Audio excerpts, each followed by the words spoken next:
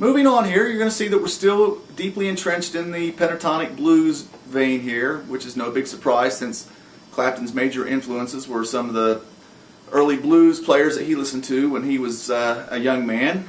So we're in the key of C here. Now we're going to play these licks over a tore down kind of track, and that's in C. It's a C blues. So using our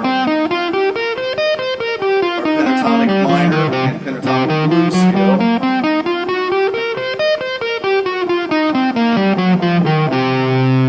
Here at the 8th fret.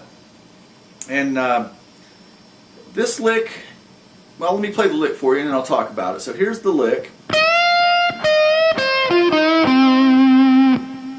Now there's a few things that I want to point out about this lick. And one of the things I want to talk about is rhythmic placement. Now we can move these licks around, start in different spots on the beat, and you'll notice they have a totally different effect. And this lick starts on beat number 2, so if I'm counting 1, 2, 3, 4, 1, 2, and then the rest of the lick, this second note here comes in on beat number 4, and then we have eighth notes in the beginning of the next measure, 1 and 2 and they're not really straight eighth notes because this is a shuffle rhythm, that kind of rhythm. So the eighth notes really are played more with what's known as a swing feel, which if you think about the triplet going 1, 2, 3, 1, 2, 3, what you're doing is you're leaving out the middle note, so it's like this: 1, 2, 3, 1, 2, 3. 1, 2, 3, 1, 2, 3. So you can hear that instead of. So that would be straight eighth notes, and the swing eighth notes there. So a couple things about that rhythmically. Then we got the swing eighth notes, and we got the placement of starting it on beat number 2. So one of the things you can do when you're playing the track is you can try to move that lick around. You can start it in a different spot rhythmically. And we'll talk about that a little bit more as we move on. Now the other thing that I want to point out here, we got a mixture of major and minor, which Clapton did all the time, mixing major sounds with minor sounds. So we mentioned this is a C blues, and the chord would be a C7 chord. And the notes in a C7 chord are C, E, G, and B flat. And the difference to me in major and minor when you're playing blues is the third of the chord and the third of the blues scale. Now the third of the blues scale is E flat, which is here on the 8th fret on the 3rd string, and it's also on the 11th fret on the 1st string. So that's the flatted third.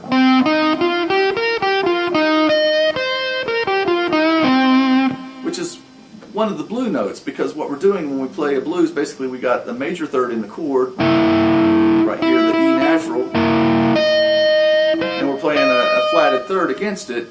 So it really creates, normally would be what would be a clash, but because it's in a blues context, and we've heard it so often, our ear accepts it as being an okay sound. So to really go from major to minor, or minor to major as the case may be, we're just taking that E flat and moving it up to the E, which would be here in the 9th fret on the 3rd string. It's also on the 12th fret up here on the 1st string. So now what Clapton does here is he bends up from the E flat here on the 11th fret up a whole step, so he bends it up to the F here, and then he lets it come down and bends it up a half step. So we have a whole step bend, and then a half step bend. Whole step, half step, and then the completion of the lick. So there you have, when we're going up to the F here, the whole step, that's just in the blues scale or the pentatonic scale, and then here's our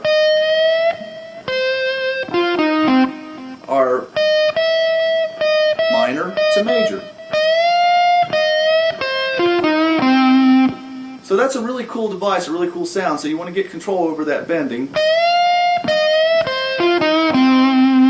And the way you can control that bending is you can listen to the F, bend up to the F, listen to the E, and bend up to the E.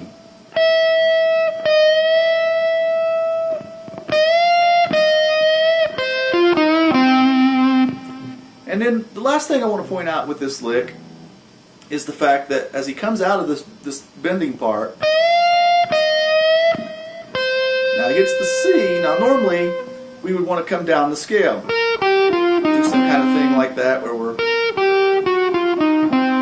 coming from the first string down to the second string, straight down the scale in some sort of fashion. But what I like about this lick,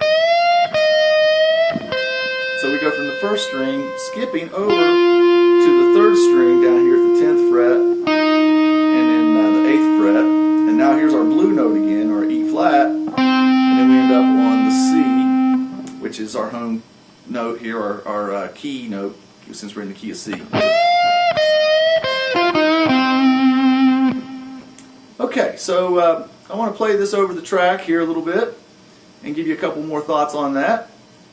And really what we're trying to do here is, you know, it's great to learn the licks, so we're going to talk about playing the lick as is, and then we're going to talk about what we can get out of the lick that's beyond just playing the lick as it is, because to me, every little bit that you learn, every little lick is really, you know, there's a lot inside just that one little, 5 notes there that we can really use in our playing and get a lot of mileage out of. So let me demonstrate that for you.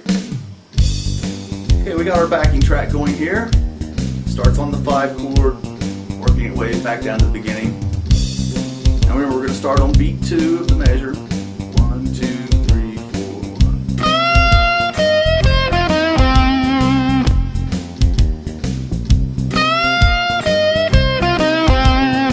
1. So anytime you learn a new lick, it's a good idea to be able to duplicate it just like it is over top of the music.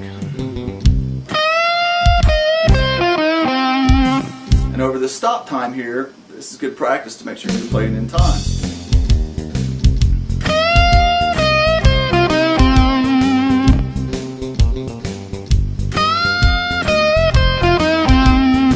Okay, now let's start breaking this down. Okay, now notice I can just take the first 3 notes of that lick, and that can become a little lick in and of itself.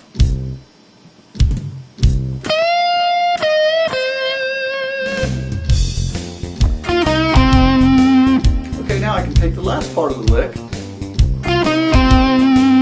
play those 3 notes, and that can be a little idea that I can play. I can start on this note here, and take the bending part off the front, so now I've got another little 4-note fragment that I can play. And notice now I can start that on beat 1. We were talking about earlier about putting things different spots rhythmically, so what if I take that same little idea and start up on beat 1, which is, notice I started it on beat 2 there.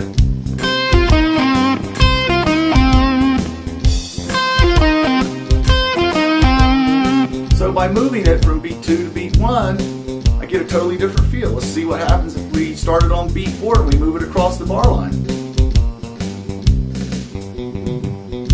Weird backing track here, so I'll try that for you here in just a second.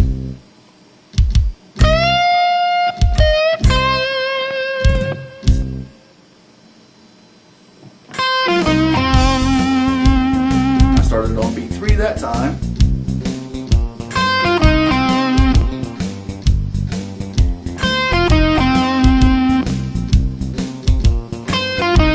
Now I started on beat 4 a couple times. Let's try to start the bending in a different spot. So instead of going on beat 2, which is, let's try to start that bending lick maybe on beat number 4.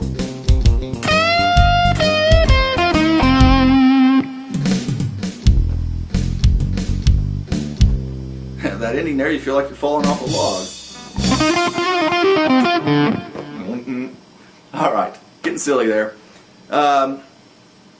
So you can see we took that lick, we broke it down, we had the little bending section we could do by itself, we could do the first 3 notes,